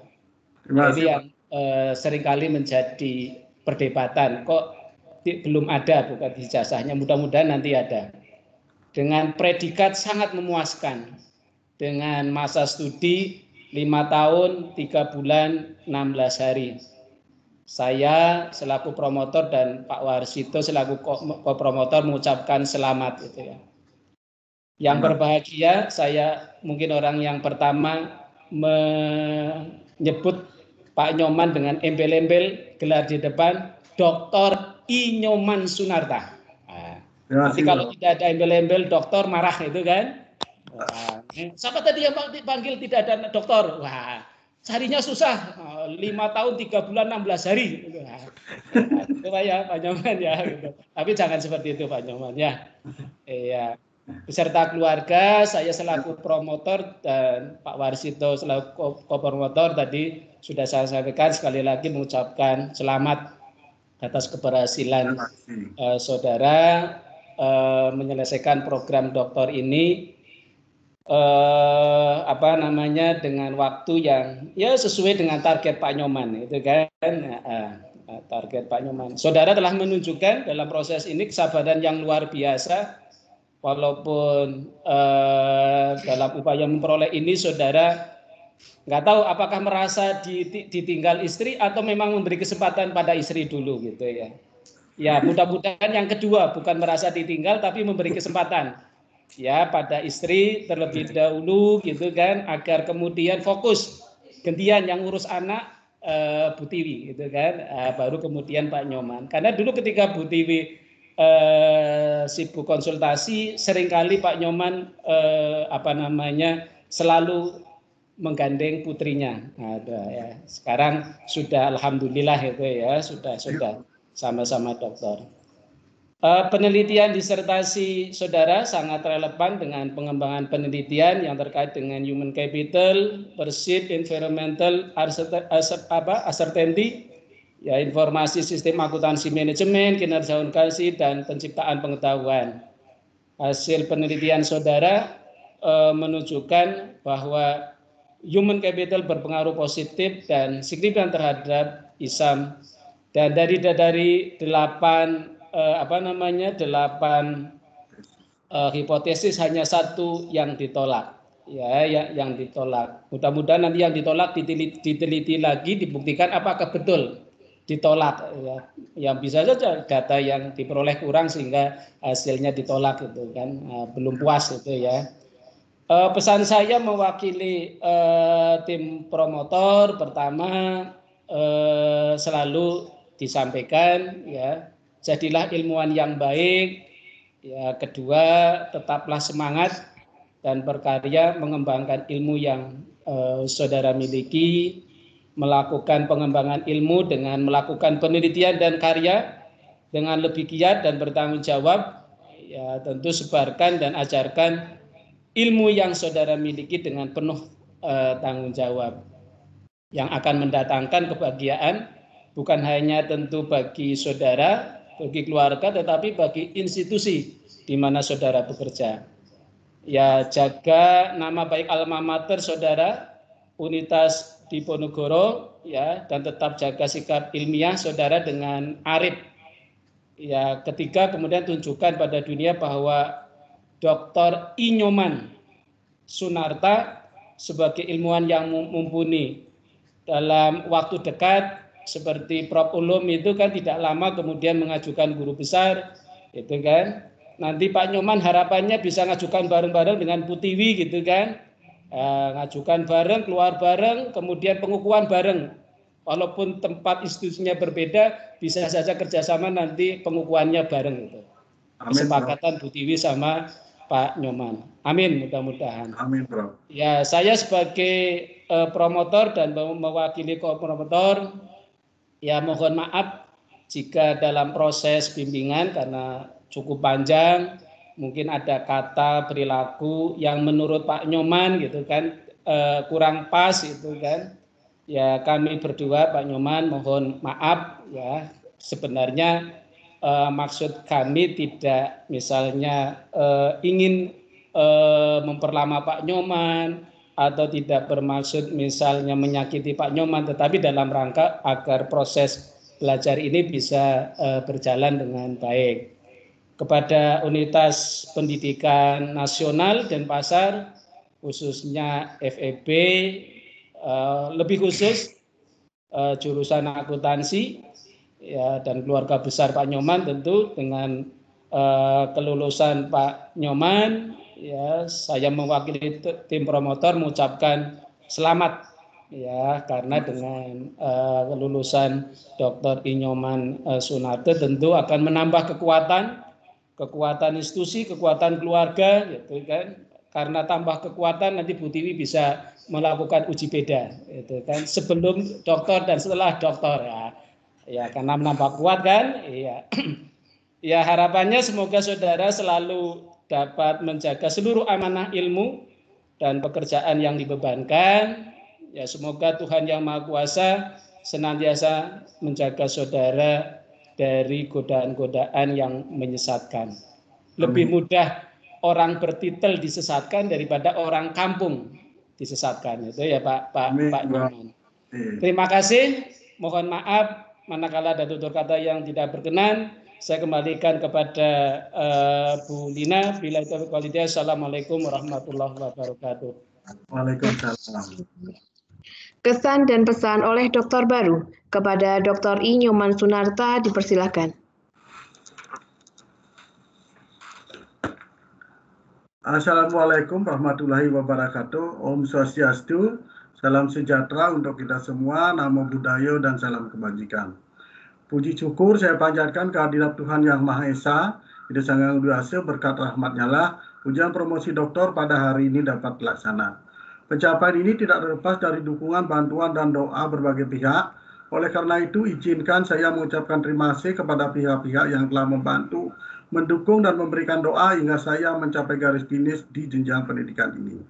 Saya mengucapkan terima kasih kepada Profesor Dr. Yahul Ulum MSc Akuntan yang telah bersedia menjadi penguji eksternal dari kelayakan hingga ujian promosi doktor pada hari ini.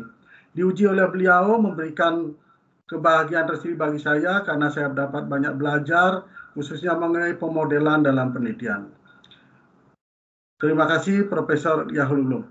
Saya juga mengucapkan terima kasih banyak kepada Dr. Indira Januarti. Beliau ada sosok yang sangat friendly dan selalu memotivasi mahasiswa sehingga berdiskusi dengan beliau menjadi hal yang sangat menyenangkan. Terima kasih Bu Indira. Ibu Dr. Zulekha adalah sosok yang sangat konsen terhadap sistem informasi sehingga masukan yang diberikan oleh beliau dalam penulisan disertasi ini sangatlah konstruktif. Terima kasih Ibu Dr. Zulekha. Berinteraksi dan menjadi anak bimbingan Dr. Warsito Kawedar SC Akuntan menjadi hal yang sangat saya syukuri. Melalui beliau saya banyak belajar tentang bagaimana penggunaan teori dalam penelitian, bagaimana menyusun instrumen penelitian, dan banyak belajar tentang etika akademik ketika belajar akademik. Saya sangat terkesan dengan beliau yang menyempatkan berdiskusi mengenai disertasi saya melalui WA. Terima kasih Bapak Dr. Warsito Kawedar. Dipertemukan dengan Profesor Dr. Abdul Rahman MSc Akuntan menginspirasi saya untuk menjadi pribadi yang lebih baik. Beliau adalah sosok yang sangat baik, humble, selalu memotivasi mahasiswanya. Ketika istri saya menghadap untuk bimbingan, beliau selalu menyempatkan untuk menanyakan, Pak Nyoman sudah sampai di mana? Dan saya selalu merasa deg-degan dan habis itu saya tidak bisa tidur dan tensi jadinya naik. Saya sangat terkesan bimbingan kepada beliau saat saya menyampaikan bahwa analisis data saya tidak normal. Dengan berbagai masukan, beliau memperkenankan saya untuk mengganti alat analisis dari CBSEM ke PLS. Padahal saya sudah stres mendengar informasi dari teman-teman bahwa tidak boleh mengganti alat analisis setelah ujian proposal. Terima kasih banyak, Prof. Kepada kedua pembimbing saya, Profesor Dr. Abdul Rahman MSc Akuntan dan Dr. Warsito Kawedar, meskipun saya selalu deg-degan saat menjadi anak bimbingannya, namun kedua beliaulah yang mengantarkan saya hingga bisa sampai di ujian promosi pada hari ini. Terima kasih atas bimbingannya. Terima kasih yang sebesar-besarnya saya ucapkan ke Profesor Anis Kariri, MKom PhD, AK CA CPRA, karena beliau telah berkenan meluangkan waktu sebagai ketua sidang ujian promosi pada hari ini, sekaligus sebagai penguji. Profesor Anis Kariri adalah dosen yang sangat menginspirasi pada saya. Pesan yang selalu saya ingat adalah kuliah S3 itu sekolah sampai selesai.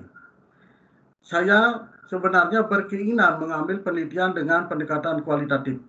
Namun demikian, begitu mendengar dari istri saya yang mengatakan kalau menulis pendekatan kualitatif harus seksi.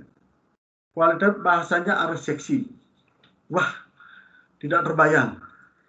Kalau melihat dan membayangkan yang seksi-seksi, sudah terbiasa. Tetapi tidak untuk menulis yang seksi. Terima kasih, Profesor Anis. Saya tidak mungkin hari ini bisa mencapai garis finish tanpa adanya dukungan dari institusi saya berkarya. Oleh karena itu, saya mengucapkan terima kasih kepada Ketua Perkumpulan Pendidikan Nasional DPCA, Bapak Dr. Edi Supradianta Gorde, Esos MSI, Rektor Universitas Pendidikan Nasional Denpasar, Dr. Inyoman Subawa, dan Profesor Dr. Gede Sri Dharma STMM DBA selaku Rektor Universitas periode sebelumnya. Terima kasih juga kepada Dekan Fakultas Ekonomi dan Bisnis, Profesor Dr. Indi Bagus Raja Suwadana SMM, beserta jajarannya dan rekan program studi akuntansi Universitas Pendidikan Nasional atas dukungan selama ini. Rekan-rekan yang selalu mendukung saya, Imade Sudikse SIMPD, Iketut Adi Wirawan Eskom, Dr. Putumiatana almarhum, Dr. Ida Ayu Martini, SIMM, Dr. Ida Ketut Kusuma Wijaya SIMM, Niwayan Lasmi SIMM, dan rekan-rekan yang telah mendukung yang tidak dapat disebutkan satu persatu. Terima kasih juga saya ucapkan kepada Profesor Dr. Inengadasi Astawa MSI sebagai Ketua LL Dikti Wilayah 8 atas rekomendasi pengajuan BPDN-nya. Kepada Mbak Lina, Mas Jo, Mas Pri, dan staf dan seluruh staf administrasi lainnya, saya mengucapkan terima kasih banyak atas pelayanan administrasi yang sangat baik selama saya studi. Kepada keluarga saya, kedua orang tua saya, Niwayan Budi dan Niwayan Merti, keluarga besar Surahmat almarhum, istri dan anak saya, Dr. Patiwi Diwi Astuti ME, MSE, MSI AKCE, Atalia yang cantik, Udak dan Alexa almarhum, paman saya Ikut Sudana almarhum, bibi saya Niwa Miase, serta kakak adik saya. Terima kasih sayang tanpa syarat, doa dan dukungan baiknya untuk saya. Untuk rekan-rekan di program studi Dr. Ilmu Ekonomi Konsentrasi Akuntansi Angkatan 2015 dan seluruh yang hadir hari ini, saya mengucapkan terima kasih atas kehadirannya. Wassalamualaikum warahmatullahi wabarakatuh. Om Santi Santi Om. Salam sejahtera untuk kita semua. Namo Buddhaya dan salam kebajikan. Terima kasih. Pesan dari Ketua yang terhormat Profesor Anis Hariri, SEMKOM PhD AKCE, dipersilahkan. Bismillahirrahmanirrahim. Assalamualaikum warahmatullahi wabarakatuh. Waalaikumsalam. Yang saya hormati Sekretaris Ujian, Prof. Rahman, dan juga anggota Dewan Penguji, Prof. Hendus hari ini. Hadirin yang berbahagia yang memonitor acara ini secara online. Puji alhamdulillah, marilah kita panjatkan pada Allah SWT karena pada hari ini kita bersama-sama menyaksikan ujian promosi doktor pada Fakultas Ekonomi dan Bisnis Diponegoro atas nama Inyoman Sunarta. Alhamdulillah sudah berjalan dengan lancar melalui tanya jawab dan sebagainya sampai saudara Inyoman Sunarta dinyatakan lulus sebagai doktor.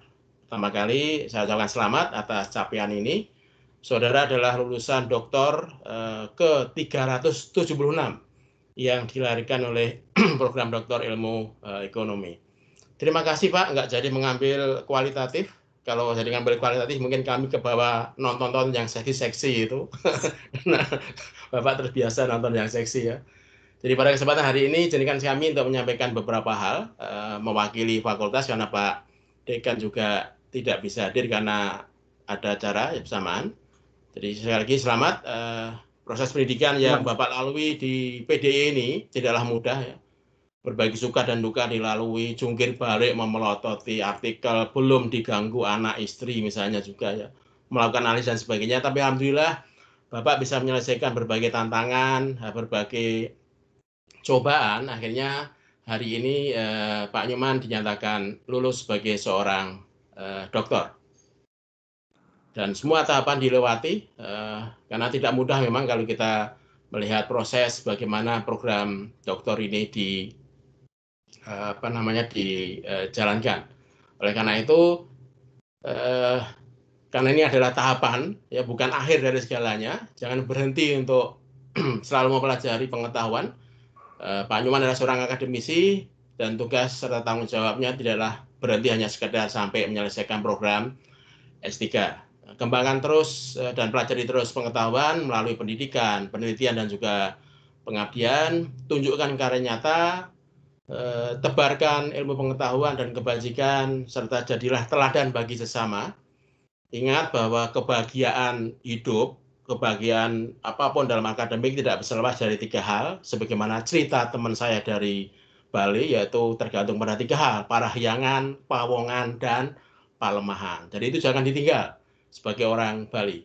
Jangan merasa paling bisa, paling hebat, biarlah orang lain yang menilai apa yang kita kerjakan. Kata teman saya, eda ngadan awak bisa, depang anake ngadanin. Tahu nggak artinya ini bahasa Bali kalau nggak salah. Kemudian selalu introspeksi diri dan selalu menjaga hubungan baik, menghargai pendapat orang lain, kemudian putuskan berbagai masalah dengan berdiskusi, jangan ribut dan sebagainya, apapun konteksnya, saling menyayangi dan membantu dalam berbagai kebaikan.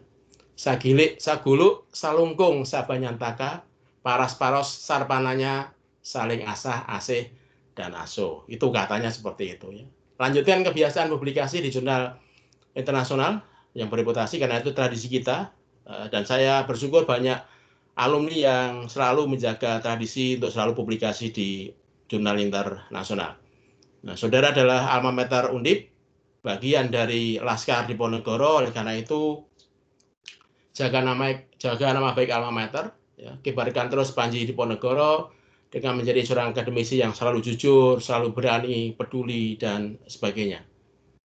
Dan banggalah jadi alumni Undip, karena Undip, kata Pak Rektor, lebih baik. Itu ya.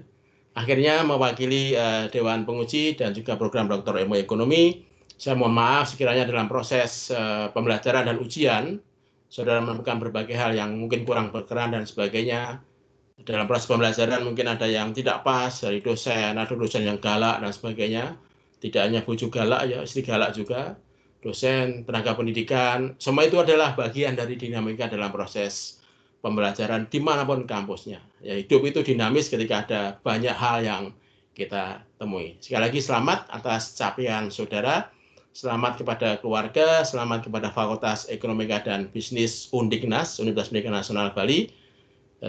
Jangan lupa bersyukur, jangan lupa bahagia. Saya kira itu, saya akhiri. Wassalamualaikum warahmatullahi wabarakatuh. Terima kasih Profesor Anies. Ujian promosi doktor bagi Dr. I. Nyoman Sunarta ditutup oleh Ketua Sidang. Dengan mengucap syukur alhamdulillah, ujian promosi doktor atas nama Saudara I. Nyoman Sunarta dengan ini saya nyatakan resmi ditutup. Assalamualaikum warahmatullahi wabarakatuh. Ujian promosi doktor selesai. Pengambilan foto bersama kepada promovendus dan semua penguji dimohon menghidupkan videonya.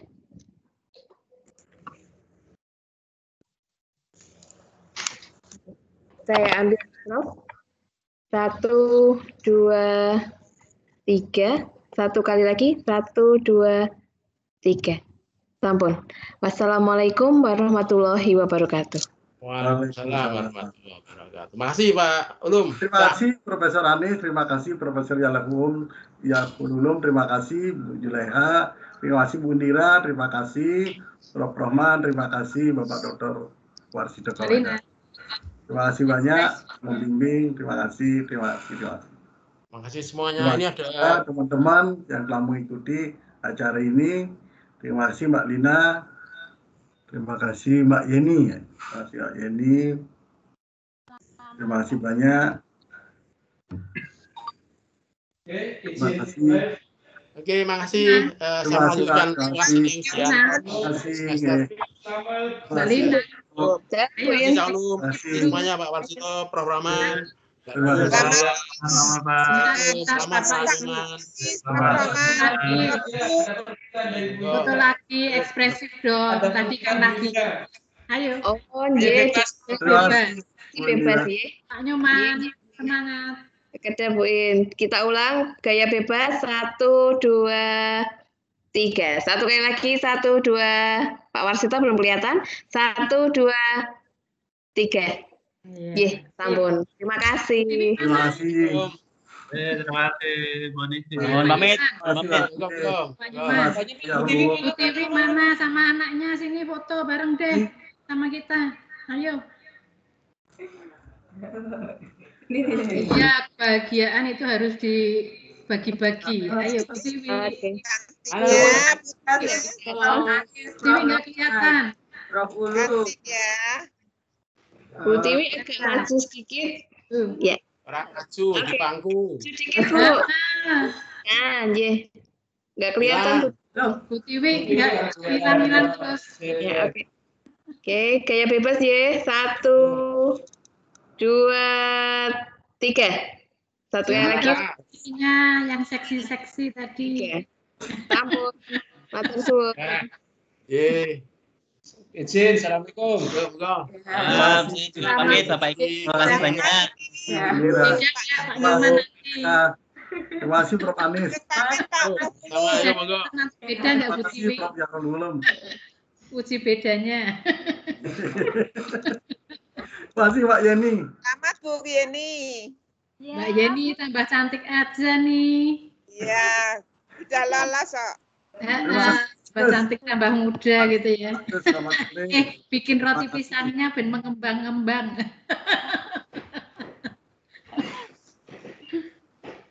Pak Nyoman, selamat ya Pak Nyoman. Pak Dokternya. Terima kasih Mbak Yeni, terima kasih banyak.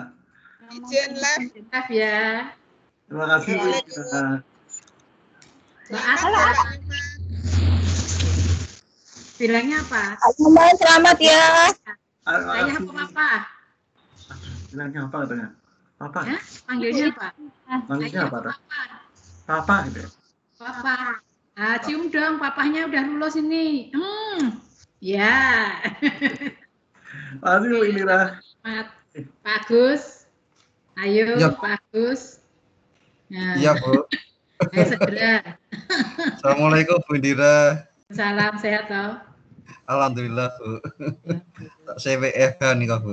Oh iya, saya di kantor sama Pak Rahman. Oke, Oke. saya live ya Pak. Terima Semuanya. kasih Bu Indira. Oke. Asalnya Selamat Pak Nyoman. terima kasih Pak Agus. Masih banyak hadir. Tambah 6 ya. Tambah 6 sekarang, Pak. Ini Bukan, Pak, tambah gendut ya. oh iya tambah kata Bu Yeni efek WFH katanya tambah.